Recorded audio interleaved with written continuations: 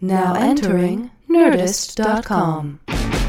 Jackie Cation, Laurie Kilmartin. Jackie Cation, Laurie Kilmartin. It's the Jackie and Laurie Show. The Jackie and Laurie Show. It's the Jackie and Laurie Show. The Jackie and Laurie Show. All right, so You're in Ohio. okay. First of all, we apologize for the sound. We've been trying for at least an hour, to figure out which apps to download. I'm on an iPad in Ohio, and Jackie is on a real system in America. And there's my laundry. I can't hear your laundry. Then everyone wins. I'm not going to have time to do a Dork Forest this week because Andy's moms are both having some medical issues, so I'm going to drive up to Visalia. I'm hoping to somehow get back by Monday, but I don't know that it'll happen. But yeah. Oh no! There's been so many traveling. Yeah, they're fine. We'll figure it out. Anyway, it's old. It's sort of old. It's old age stuff, like hip right, stuff, they're and both old, and there's issues, and yeah, it's it's sad, and I don't want to talk. okay. So, but stand-up comedy. Here's the weird thing: is I had to cancel my Flappers in Claremont. I did it last night, but I can't do the 2 shows tonight. I got to go to. Oh, that's such a bummer. It's even though they don't get huge crowds, they're always really fun shows. Room. Yeah, it can't be bigger than the Yoo-Hoo Room. There's probably 60 people there last night. Yeah. That's good. 40 people. Let me just retcon. Let me fakely reconstruct what was there. It's I would say this is, who is it? Augie Smith featured for me. Mm-hmm. And he's a headliner, so I'm hoping that he's just going to close the rest of these 2 shows.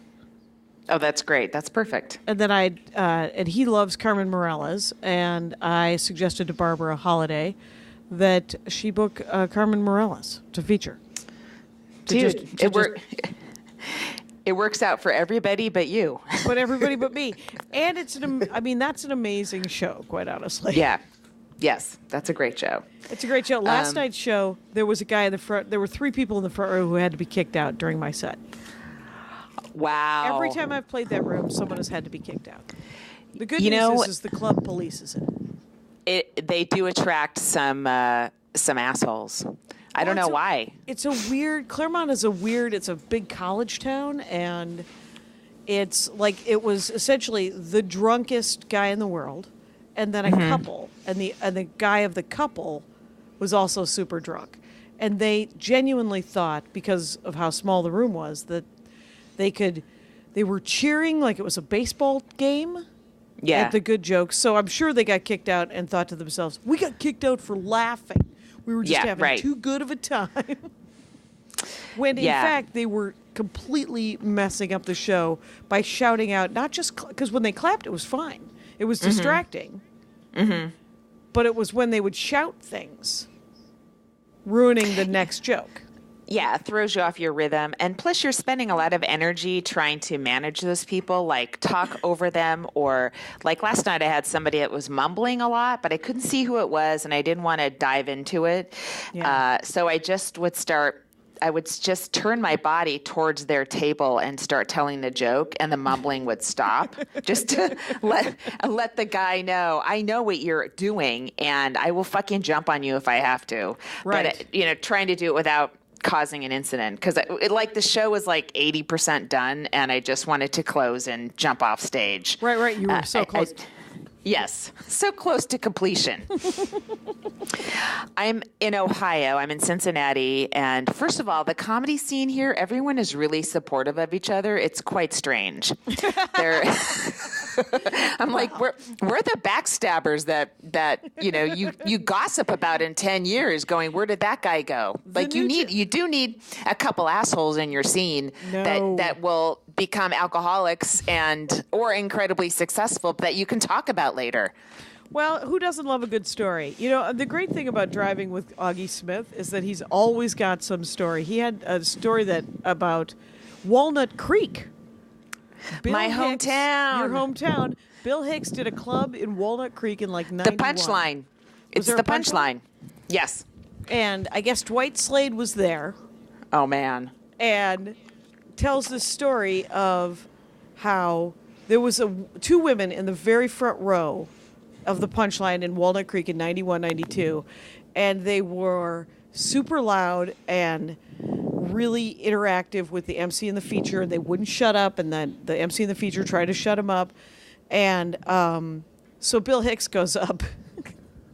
And the first thing they say, he crouches down with his drink and his microphone. He's crouched down, and it was one of those long rooms, I guess, right? So he's crouching in front of these two women and goes, "So what are you bitches talking about?" And he's holding his drink, and one of the drunk women went to throw her drink at him, hitting his drink and breaking both of their glasses. Oh, my God. And I guess the rest of the crowd could not see. And so, like, 200 people got up and walked out on him. Like, they were, and then because of the crashing of the glasses, the two women, screamed and drunkenly ran from the room. And then the rest of the audience thought that he had punched one of them with his glass. And so they laughed.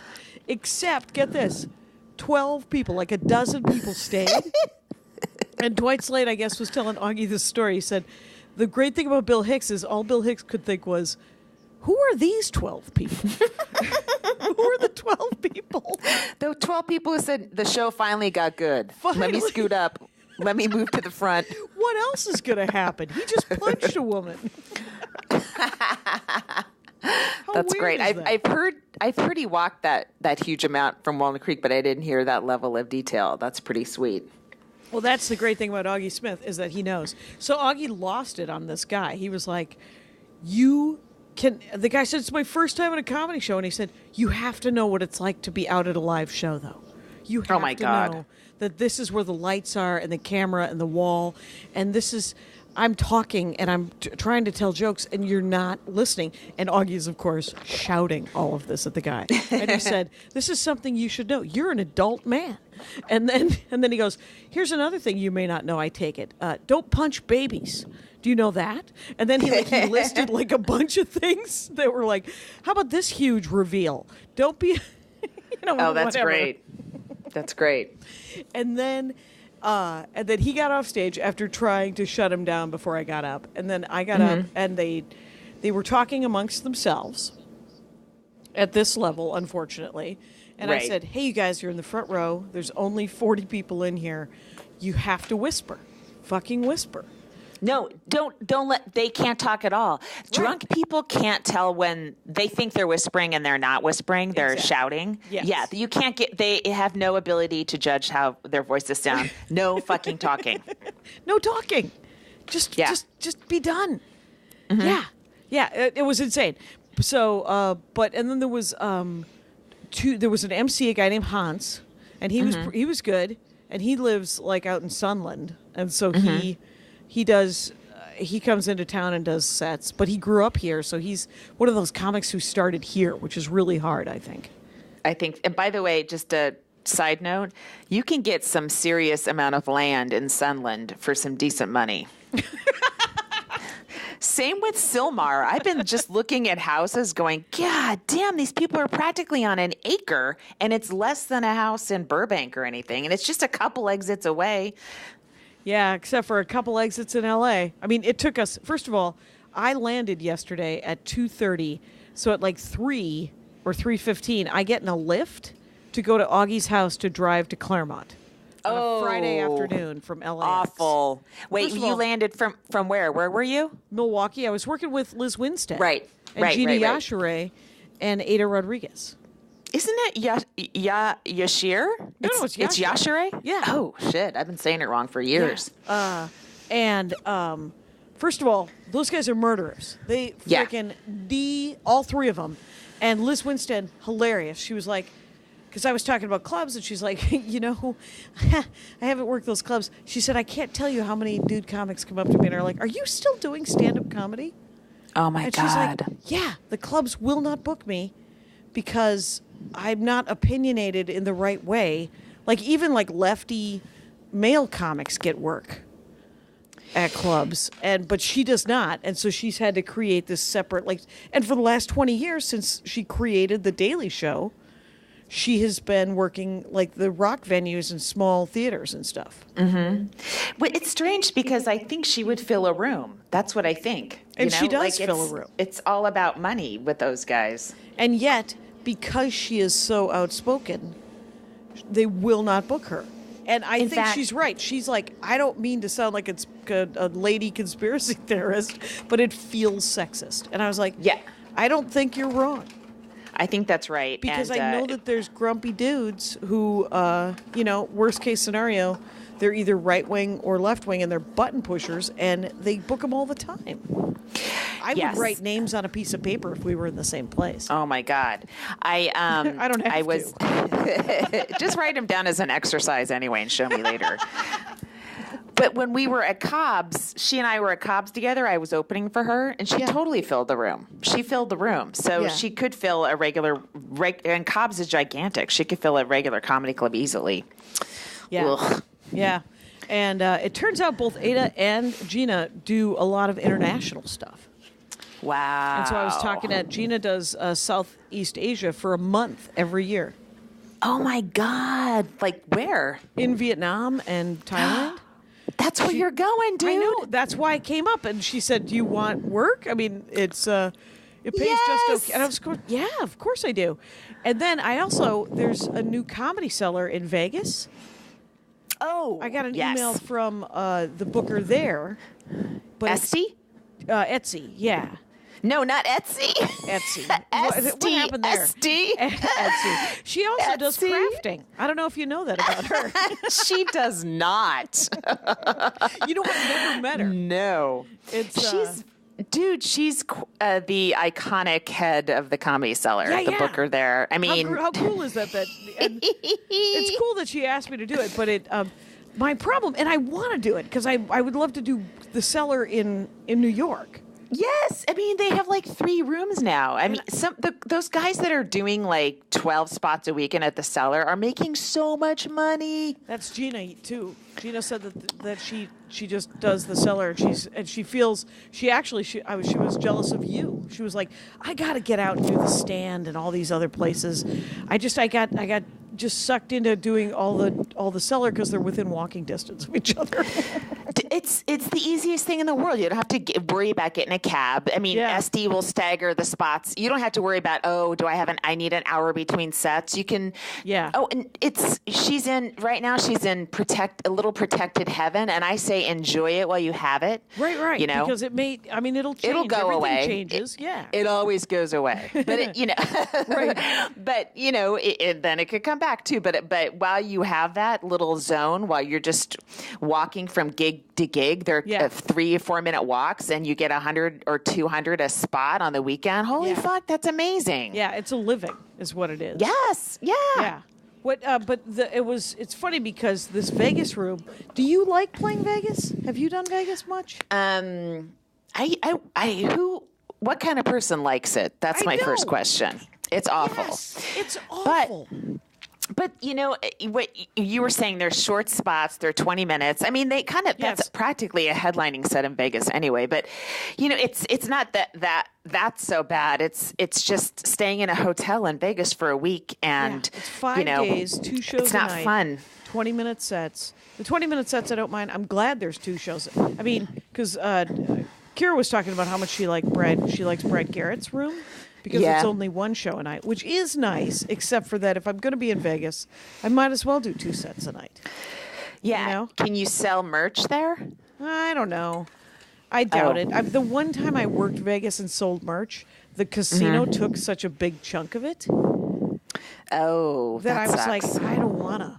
There's no point. Yeah, there's no point in it. And it's at the Rio, which I don't know if the hotel rooms have been renovated. I would want them to to it. Yes. I mean, Vegas, there's part of me that likes Vegas. And plus, I like gambling.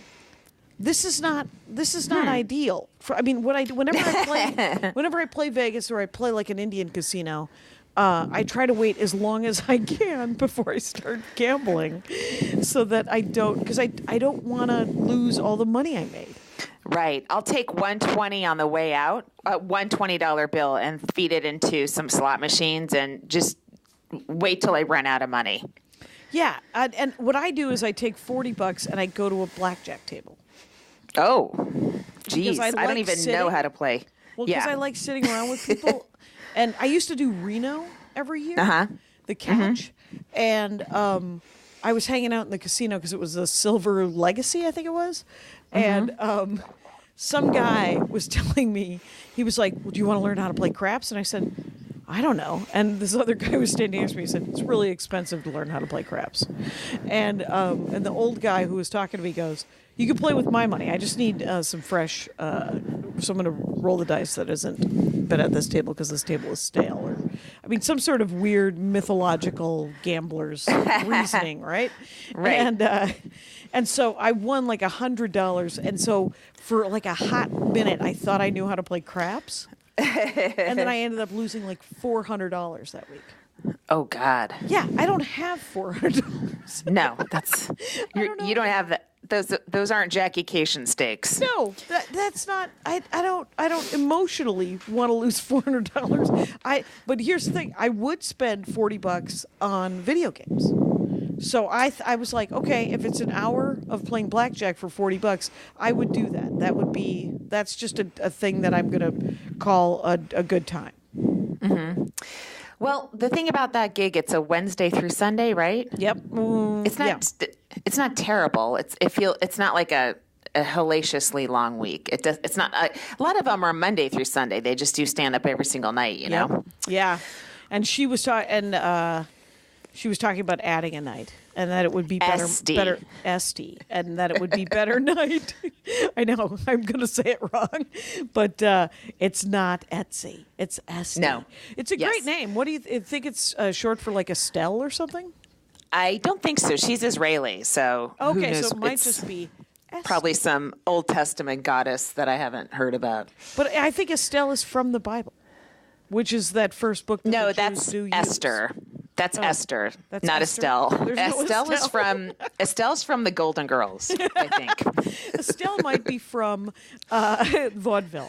Here's get this. So I stayed with my brother in Milwaukee, and he is constantly telling me what he's watching on television, and he has thousands of things saved on his DVR that he makes me watch.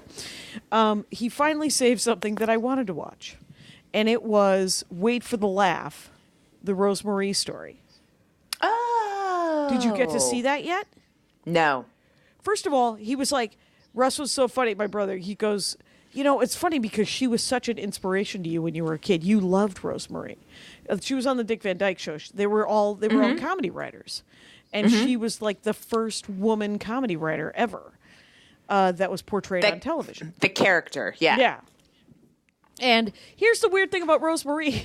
And my brother is such a nerd about Hollywood history that he was mad at himself he didn't know this. The woman, Rosemarie, was a child star on the radio before the war. She, like in the 20s and 30s. She sang from when she was 3 or 4 years old on the radio. Yeah, I remember reading about that. Like her name was Baby Rosemarie or something, right? That's it. She was Baby Rosemarie, and I never knew Baby Rosemarie grew up to be Rosemarie on the Dick Van Dyke Show, who then grew up to be on the Hollywood Squares forever. I knew that. I knew that second transition.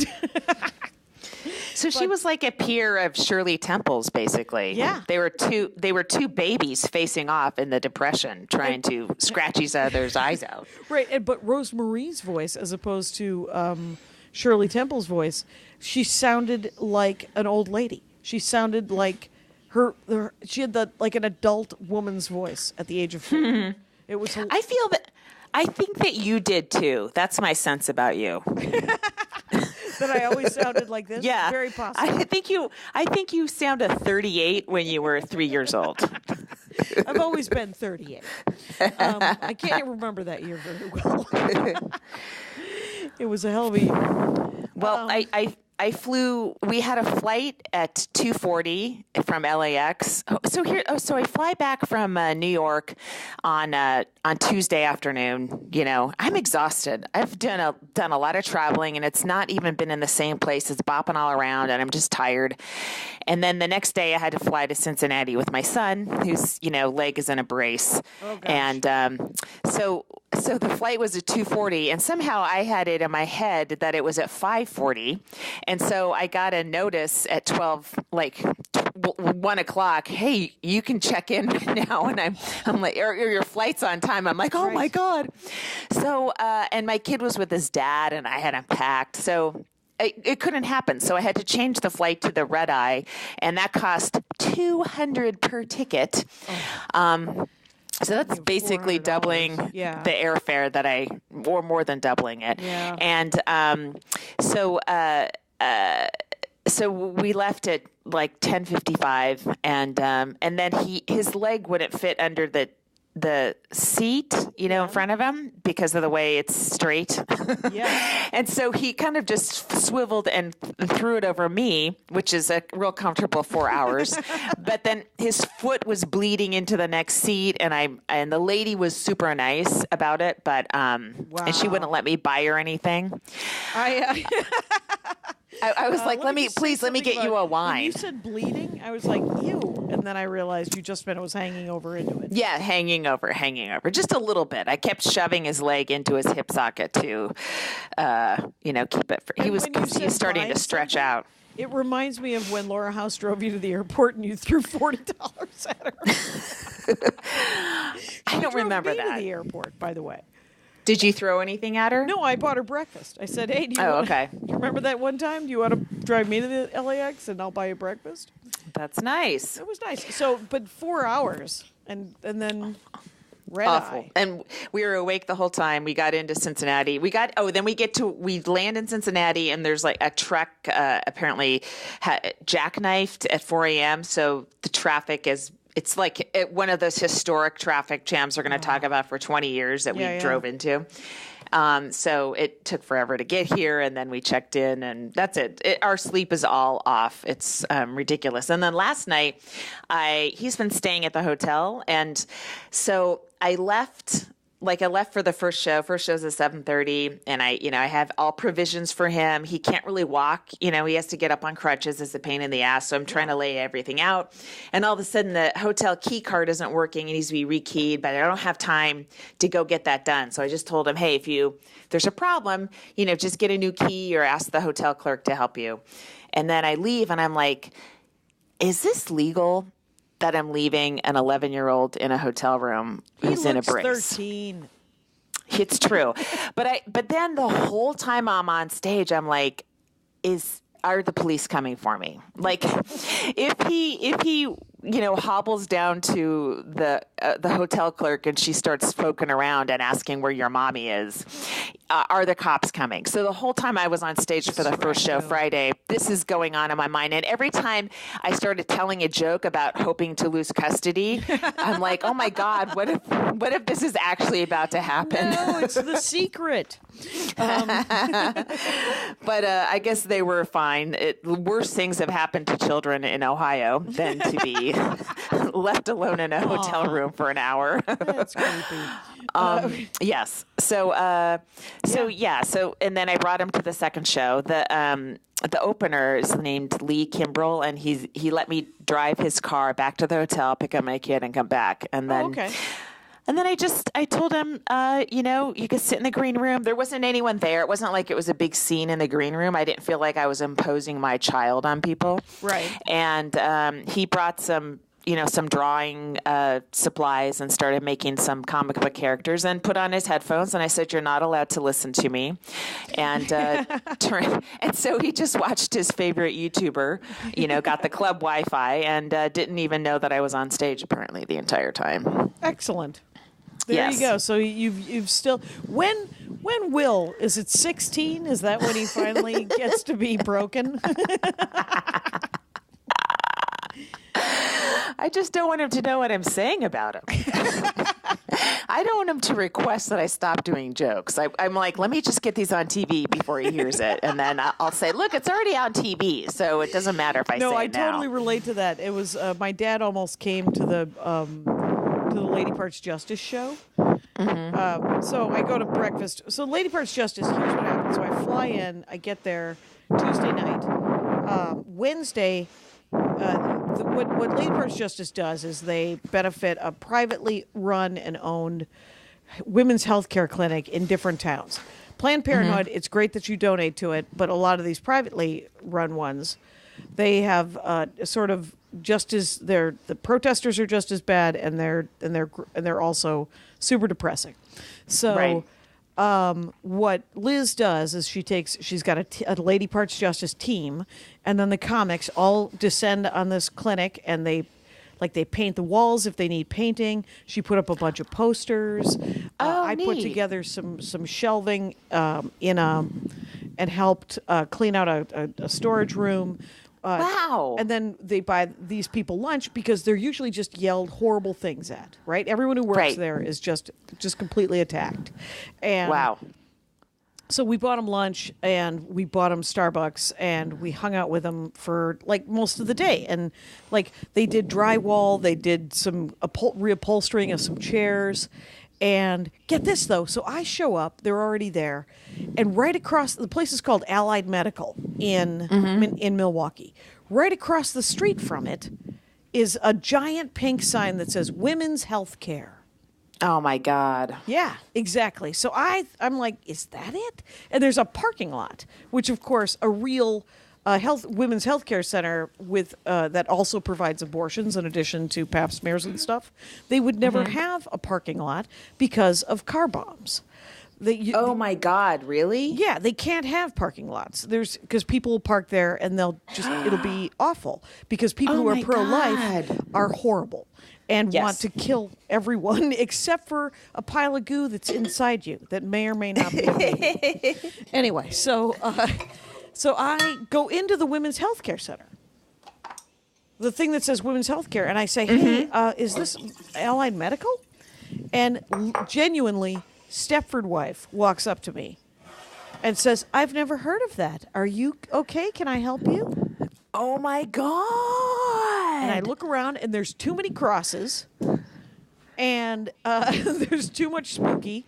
And I go, wait, so this isn't Allied Medical? And she said, I've never heard of them. How, is there something I can help you with? And I said, and I just backed slowly away. I'm like, I gotta go.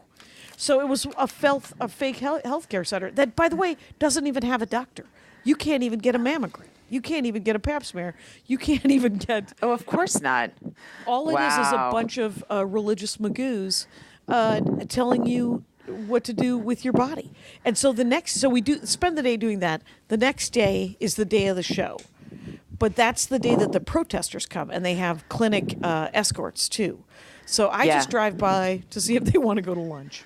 And Gina and Ada and Liz are there. And there's 3, of course, just 55-year-old grizzled white dudes. Oh my God. Holding signs and speaking condescendingly. And one of them tried to flyer me, and I said, when you let me legislate what hand you jerk off with, then I'll talk to you. And I walked by him. I was like, I'm not talking to any of these complete morons. And because but a life is so important, except for the life of the woman who's walking into the medical center. That woman's life isn't important at all. So anyway, we do the show that night. But my dad was like, hey, so me and my girlfriend who is in town, my father has a girlfriend that's perfect. She lives in Phoenix. And she visits like 4 months a year. And this is my dream relationship right now. That's you and Elliot Cation. What if I was your stepmother one day? Oh, my God. Don't even. He loves a blonde lady. So it's, he was like, well, I was thinking of bringing Jan. And I said, it's a very political lefty thing. And he goes, Jan's super lefty. And I go, I don't know that that's true. Because as we drove by the mosque in South Milwaukee with my dad and Jan, she said, I don't know about those people, because there's a new mosque in South Milwaukee. And I said, I do. I know about them. They're fine. They're just fine. She's not 100% lefty. Let's leave it at that. Let's leave it at that. And so, and a guy from my high school was sitting in the front row, and Ada and Gina both busted us balls. And he said, and then I get up and I see him recording me. Oh. He's videotaping me. And so, and then for some reason he doesn't hang around afterwards. And so, and I don't have his email or his, we just are connected vaguely on Facebook, right? Mm-hmm. And so he messages me and says, hey, can I post up the video of you on the reunion page, the high school reunion page? And I said, no, it's my livelihood. Those are new jokes. Here's a link to one of my sets. Oh my God! Yeah, you have 2 Conans and 2 Dope Queens. They can enjoy that. Exactly. Professionals were involved. Why don't you do that? Yeah. Instead of you, because he wants the glory for having recorded it. He wants to horn in on what you did. I mean, if he really just wanted to share what you do, he'd post a TV spot. Exactly. And oh, by the way, that thing you posted on Patreon. That was great. It was sort of perfect with Kevin Hart going on stage. Oh, yeah. I figured no one would get mad about that or feel violated, but I wanted to do something for our beloved Patreons because we don't have anything figured out yet. Right, the Patreon thing isn't figured out. But did you see that I commented, whoever cut this is perfect, because I don't think this would offend anyone. And then I realized it was you. You have to, and when you post something, put your initials in parentheses. Okay. But your initials are JK, which is actually kind of confusing. If it's like if my initials were LOL, I wouldn't add it to anything. I wish your initials were LOL. Let's do Comic of the Week. Yes. It's our Comic of the Week is Chloe Hilliard. Chloe Hilliard. I just saw her in Montreal. So funny. And she's from Brooklyn, and she's hilarious, and she's like 6'1". She's super tall. It's Chloe _ Hilliard, HILLAIRD. Yeah, it's on Twitter. Chloe CHLOE, and she's not trying to slouch. She's like, I'm fucking tall, bitches. Every inch. Yes, she owns every. Yeah. Marcella. Yeah, totally. So anyway, she's great. Check her out. I watched she a also bunch of videos. It was great. She did Harry Connick Jr.'s show. She was I was like, wow, that's cool. I'm glad he had some funny people on. Okay, that's awesome. Yeah, she's just like a sit-down guest. Yeah. Where are you? Or when are you coming home? I'm coming home on Monday, and then I'm home for like 12 days. Oh man, I totally fucked up. So I thought we had, at Conan, I thought we had the week of the 13th off. And we aren't doing shows, but we're in the office. Right. So I booked a week at Stir Crazy, which is a Thursday, Friday, Saturday. So what I'm going to do is fucking fly out of Burbank on Thursday at like late afternoon. There's like a 4 p.m. flight or something. Wow. Do the show, fly back, go to work, fly back out again on this gig, between this plane fare that I had to switch because I got it wrong, and adding an extra flight, I'm like, what am I doing? I'm not making any money doing these gigs. I'm just practicing 45 minutes. Jesus. Which is some value, but not really. Because I had the same problem. So I don't begrudge Lady Parts Justice anything at all. Right. That was a benefit. I did not make any money. So I came home early to do this Flappers Claremont, which I cannot do anymore. And that was only going to be another couple $100. But the previous week, I was in Montreal doing the live Jackie and Laurie, and then I did a couple of sets. And from the Canadian, my flight was $736 US. Oh, God.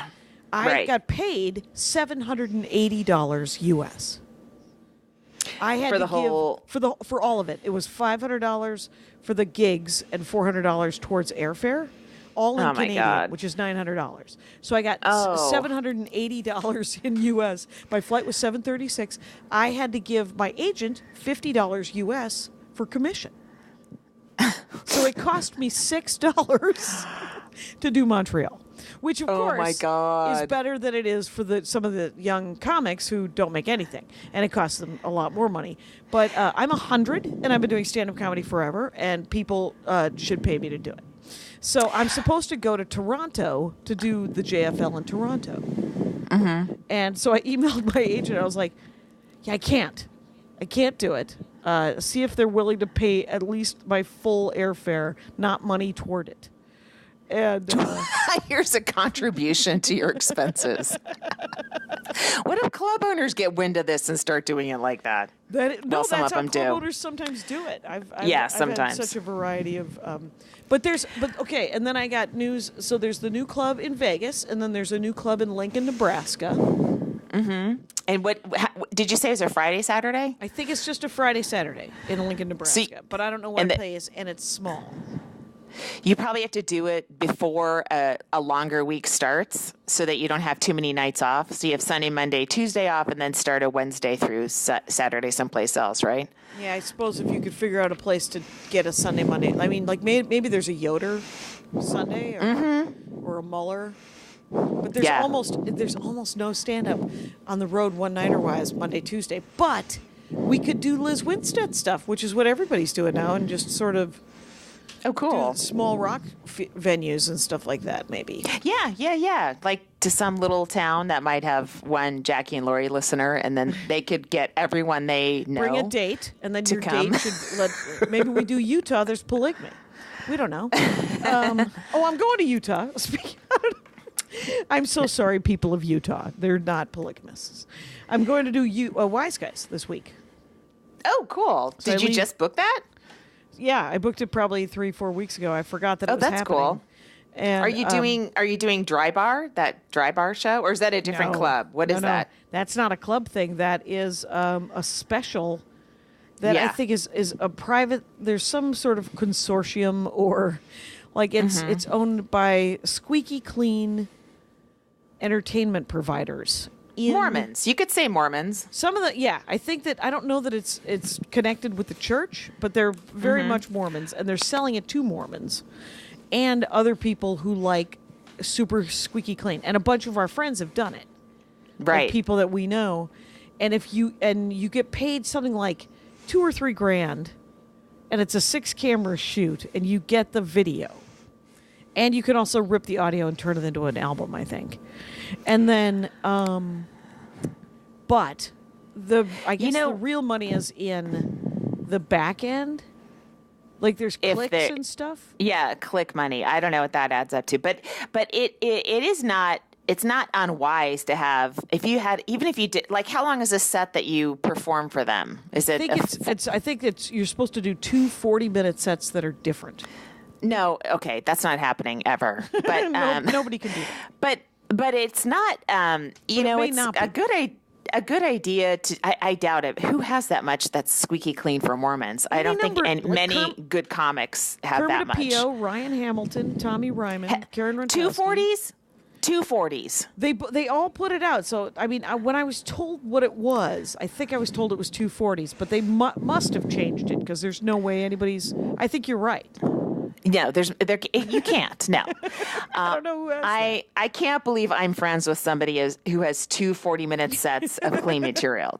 That's not possible. Karen Rentowski has over like 2 million clicks and they left one of her sort of off-color references in the show. Did you hear that? I forget what she said. Well, she said, "Oh my God." And they didn't. Then they don't want to. You can't use the Lord's name in vain. But she, I guess, had a save line that was so great they kept it. Oh, about talking, about saying, "Oh my God." I don't remember it. I watched her thing, but I don't remember that. But I'll I can't watch remember it again. It was too. And I don't want to spoiler alert it anyway. I wonder how much she's getting from 2 million clicks. I don't. That I don't know. All I know that's is amazing. She's got 2 podcasts, and you should buy her stuff. Yeah, Karen's great. Why don't you just go buy? Brad Upton had like 13 million within a couple days. I mean, they went, he's really funny. He just talks about he talks about a lot of stuff, but I think in his clip it was married and older kids, and it was like, it did a lot. I wonder how much money that turns into. But what I'm saying is if you or any comic has like 30 clean minutes, you could flag it for serious because they're starving. I think there's a clean comedy channel that's, as you can imagine, starving for content. and just record my first two albums, I think there's 2 curse words in my first 2 albums. I wonder, do they know that? I mean, yeah, I think so. It might be smart to find out who they are, and because I know Ross. You know Ross Bennett. No. You don't know Ross, right? He used to be named Eddie. Yeah. Eddie Strange, way long time ago. You may have met him as Eddie Strange, but he has a squeaky clean. Like he performs in front of evangelicals, and he's not evangelical. So his album is that clean, and he gets play on their clean channel because they just don't have as many comics as they need. I mean, his stuff's really good, but it gets more play than it would on a regular station because they just need so much clean content. Yeah, I think Raw Dog plays most of my stuff. Yeah, Raw Dog is not clean content. It is not clean. It's got the word raw in it. It implies someone's not wearing a condom while they're listening to stand-up comedy. I don't want anyone wearing a condom when they listen to my set. I guess there's a new scam. Augie was talking about, he's writing a bit about how he got the scam, where he got an email from somebody that said, "We have your password. We have your password. Man. We need $2,900 from you in Bitcoin." And the thing is the password that they sent sounded plausible. He's like, "Oh, that actually is something I might have used for a password." And the $2,900, or because we turned your laptop into a camera and we filmed you watching porn. And now here's the thing. Did that say to Augie, "Oh man, this is bullshit," or you know what I mean? That's a way to. That's a Rorschach test really right there. No! So he hasn't been watching porn nonstop then, because that's how you would get some comics instantly, or just men in general. Well, he was talking to his wife. He told his wife what he got, and she said, "You watch porn on your iPad." And I was like, you still don't want your porn face out there, though. That's my point. That's a private thing. What your face looks like while you're watching that stuff. That's private. I'd rather have a porn tape out than my face watching porn. All right. Fair enough. Okay. Yeah. So I'm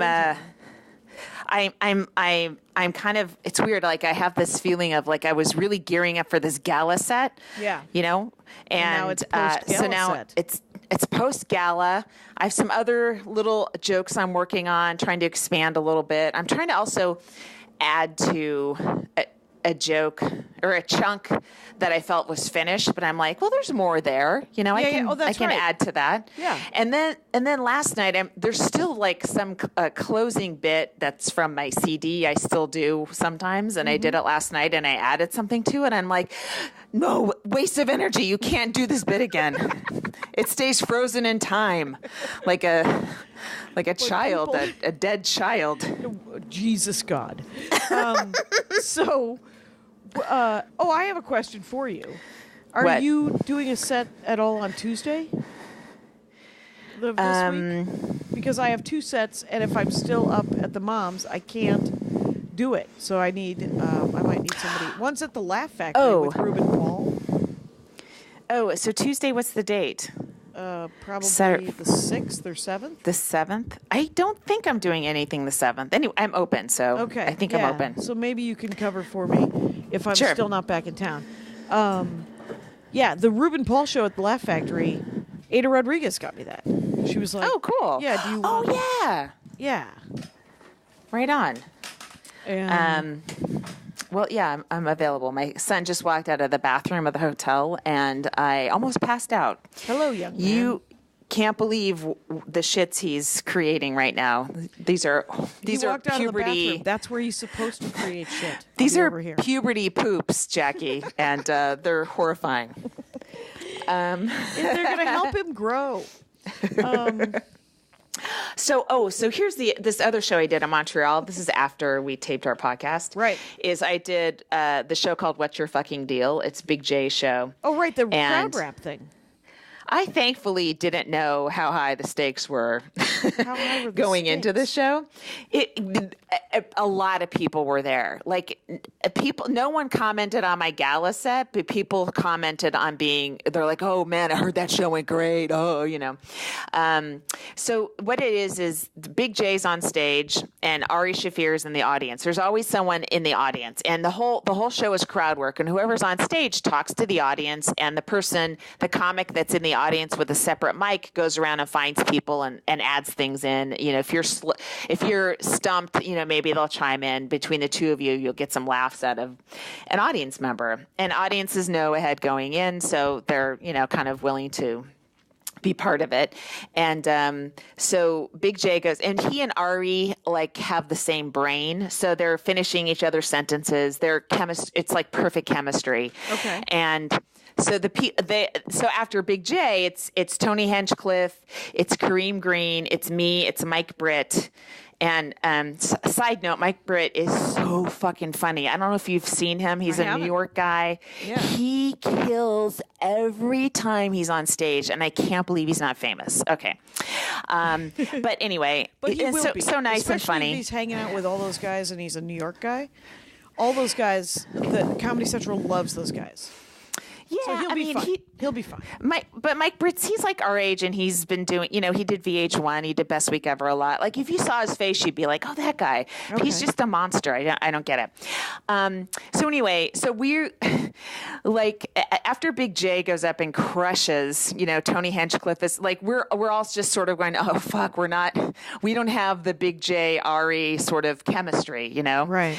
And, but Tony goes up and does really well. And I didn't. Are you also riffing with Ari? Yeah. Okay. So Tony goes up, and this is the first time I met him. Like, I kept confusing him with the Andy Kaufman character Tony Clifton. So anytime someone said Tony Hinchcliffe, I was like, wait. Is that a real guy, or is that a guy, character? or is that a guy, or is Andy Kaufman back? Like, it always confused me, and so I never pursued it further in my head. I'm like, okay. So then I meet him. I'm like, you look nothing like Andy Kaufman. You're a completely separate human being. Oh, thank great. Now I've got it. It's all filled in. All the dark spots are filled in there.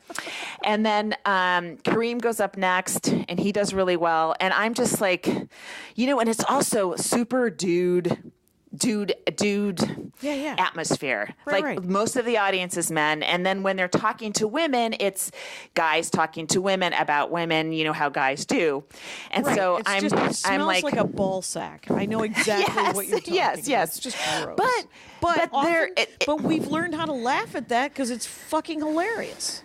Yes, and they're also, the people are also they want your point of view when you step on stage. So it's not like I have to go in there and pretend to be cool girl. I can be myself, and they liked it. So it ended up being good. And I think the first big laugh I got was Ari found these two white dudes that were just like in their early 20s and just sounded completely high.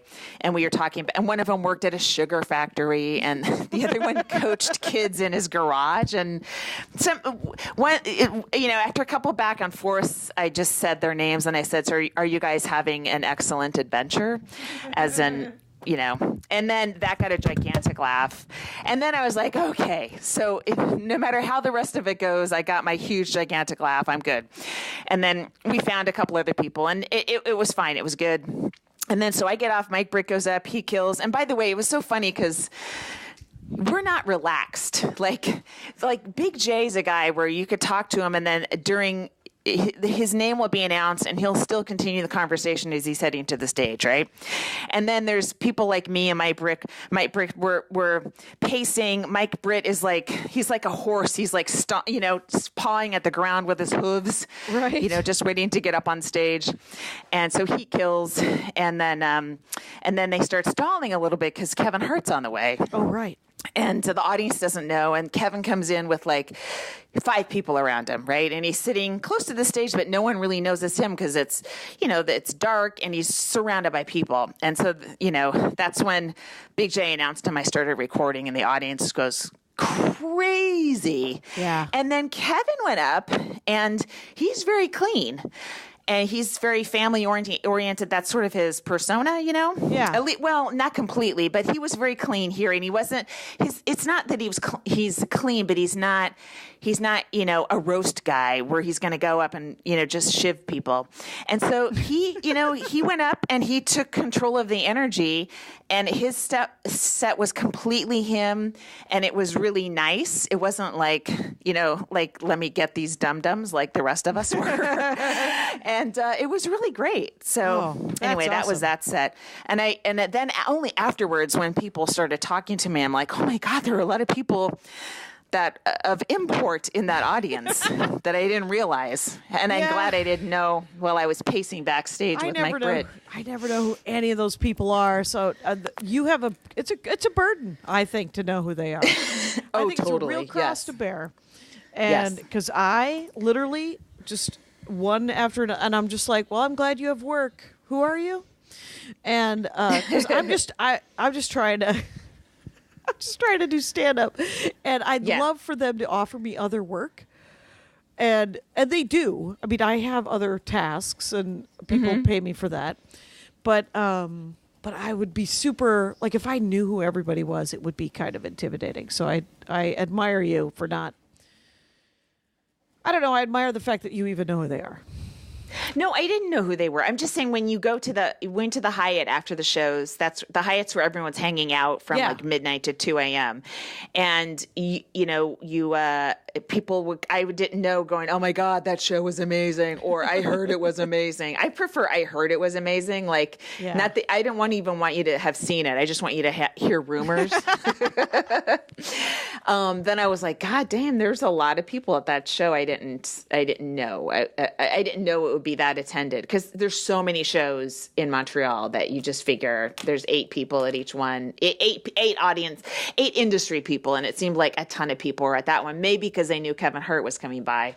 Oh, right. But also, Big J shows it's sort of his, known for being very, very funny because he's really he's funny. One of the golden children of New York, I think. Yes, he's definitely. always been hilarious. So yes, for I'm not for saying good it's reason. not deserved. Yeah. He's a guy like he only recording. does. Why am I not recording? Oh shit. Oh, I am. Okay. Oh, wait a minute. What the fuck? Pardon me while I. Okay. We're so close. Why would it stop recording? Oh my God. Did it just stop? No. Okay. Oh, it's still going. It's still going. Oh, thank God. Hey, did we talk about the YouTube guy on Montreal? Was that part of the live one? I don't think so. I think that all went down afterwards. Yeah. Yeah, because I saw Hannah. Okay, we'll talk. Okay, keep going. All right, go. YouTube guy. The YouTube guy was Darren something. Knight. That's it. And he was super mean and gross on a panel. And then all the other people on the panel were like, you're mean and gross. And then he went up and he closed. He was a YouTube guy. He has like 10 million followers or 1 million followers or something, right? Mm-hmm. And he didn't really do stand-up because he's not a stand-up. But he went up and he mostly just complained. And it was this whole thing about how you shouldn't use comedy or stand-up comedy or any comedy at all if you to talk about anything political, racial, or gender. Right. Meanwhile, this guy does a character called Southern Mama. Right. Dude, I mean, come on. It's entirely political. It's sociopolitical, but it's political. But the best thing is the fallout was so horrific that his agency dropped him the next day. ICM dropped him. And ICM is the agency that bought JFL from the people that owned it before. Like, that's right. JFL is now owned by Howie Mandel and ICM. Right. And it seems like it doesn't even matter. It's like booking only your clients. It's that is well, hopefully they not, won't be doing but that. That's but that has traditionally happened in clubs. Like when the club bookers and owners, when they rep people, they only book their the comics. Yeah, that happens a lot. It's double. Well, here's the thing though. What's good, what was cool about this year's, I mean, it's new ownership, and they apparently some guy that owned it for 20 years, like the entire time. The other 2 times I did it, I never met him, but was sexually harassing / assaulting women, right? And so he's having legal troubles in Canada, and there's new ownership. And when you went to the awards show, all the comics that got awards, there's not a single straight white guy amongst them. And and everyone, it wasn't like you were handing out prizes to people that didn't deserve it. It was Tiffany Haddish and the writers of Glow, the showrunners of Glow, and Hannah Gadsby, and who else? Joe Coy. I mean, it was like really good people that happened to also be not straight white guys. Yeah. So it seemed like they're taking note of the audience, what the audience is interested in as well, which is the new comedy audience, the boom comedy audience. Right. It's not more inclusive, which means definitely, that more people show up to the damn door and buy your nonsense, your booze, and your taquitos. Yes. It's people that aren't satisfied with just seeing a lineup that looks the same. All three comics look exactly the same. Yeah, and you went to the awards too. I saw we got to, I'm not going to name names. That's okay. So Hannah Gadsby, she got the award. That was really cool. And then I ran to go see her show. Right. And I got tickets to the last show, her last performance of Nanette. And it was great. And she added some material that I hadn't heard in the special. And you could tell everyone had seen the special multiple times, because the regular laugh lines were getting okay laughs, and anything that was new was getting massive laughs. So I don't even know what that feels like, knowing going in that the audience knows every word you're about to say. That's it's. If you're an actor, I guess you're used to that shit. For if you're doing Shakespeare, of course, but a comic, it goes against your nature. Yeah. So that's got to be really hard. So then I went down the Hannah rabbit hole, and I watched a lot of her late night segments and a lot of the new stuff she had kind of done on panel. So I was like, oh, okay. That's cool. I'm good. She's not a miracle worker. She's, there's only so much new shit you can come up with when you're limited to the topic of something you already written. Right. So, and then because of that, I got in my head, I was supposed to host a show at the Comedy Nest, and I was supposed to host it at this place called Newspeak. And I arrived at the Comedy Nest, and you're like, what are you doing? They're like, what are you doing here? And then I realized, oh fuck, I'm at the wrong venue. And the cab driver went on there's an east and west side of Montreal. Yeah. So she went the wrong way when she was taking me to the Comedy Nest. So I got to the Comedy Nest late, and so that gave me no time to get to this other gig. And long story short, I got there like 2 minutes late, and Mo Mandel took my hosting spot. So. You lost which he was more than welcome to, but I was like, oh. Right. I mean, I deserved it. Totally deserved it. But I've just been pacing. Sorry. Why am I out of breath from pacing in a hotel room? That's a different conversation. It is a different But anyway, I don't know the point I was making. Oh, so Hannah, I guess, goes up on stage on another show afterwards. She's still doing stand-up stuff. And I don't know what she did, but a white guy after her, who we know, went up and started complaining and saying, I'm tired of having to apologize because I'm a white male. And it's like, oh my God, really? Like one festival that isn't white male centric and the white comics are like, this is ridiculous. How dare they? And then the blowback from that was that he's getting a divorce. He has a drinking problem. He's having a bad month. And you're like, oh, is he on the rag? What's happening? I'm so sorry. He did apparently, he apologized on Twitter, and maybe he apologized to her. I have no idea. So that's why I don't want to name him. All right, maybe he's having a bad night, but I will name the behavior, which is just like ridiculous. You don't, unless you know the person really well, you don't comment on their set. You just do your own set. Yes. If you're if you're tagging a joke, that's fine. If you're really good friends, I'm sure if Ari went up and tanked, Big J would, totally destroy him for 25 minutes. But Ari would be loving, you know what I mean? Like, you have to be friends to do that kind of shit. Yeah. And that wasn't the case. It was just a weird case of sour grapes. Yeah. There was another thing where there's been, there's a point where the ball busting, even if you're close friend, like if you're close friends with somebody and they bust on you, right? It's different than when that person's fans also bust on you. Yeah, yes. Because did you hear about Inman? He worked with Doug Stanhope forever, and he's just he posted a thing on Facebook. He said, Stanhope, he busts me all the time, and other comics that I know, his fans are busting on me so hard that I'm muting and blocking all of you bastards because it's just overwhelming. He was like, I can't. I take it from him and I take it from my buddies, but I don't need another 1,100 people calling me a piece of shit. And I quite honestly am on James Inman. I mean, take care of yourself, man.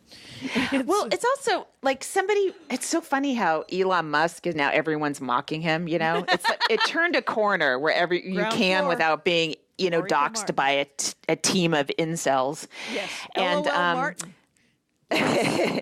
But somebody wrote an article about how his fans are so toxic, and he sort of disassociates from them. But you could put in a word to your fans. Hey, don't go after, don't threaten to rape anyone who criticizes me. Like, that's the least you could say, honestly. The PAX guys had the same problem. The PvP, God, I forget. They have a webcomic. They do a nerd con up in Seattle. They do it in Austin now. They do it in Australia.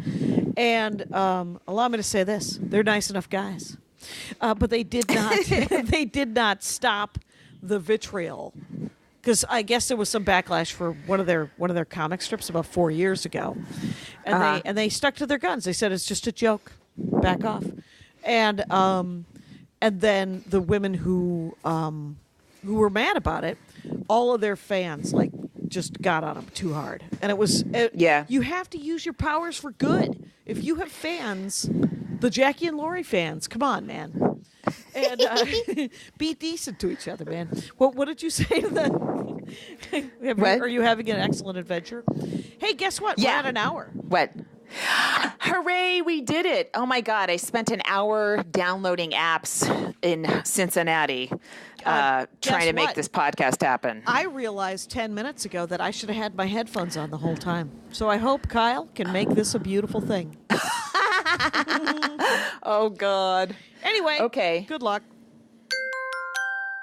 Now leaving Nerdist.com.